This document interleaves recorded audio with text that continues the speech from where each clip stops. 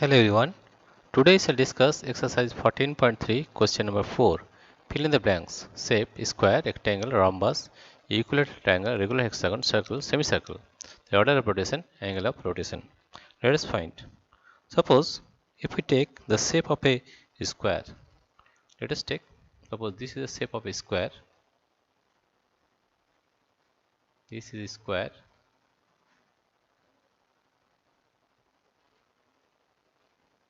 ABCD, right? Therefore, center of rotation. If we find the diagonals, then this is the center of rotation. Therefore, center of rotation is intersection point of diagonals. That is intersection point of diagonals, right? That is intersection. Let us make it a bigger one. First, let us take and make it a bigger.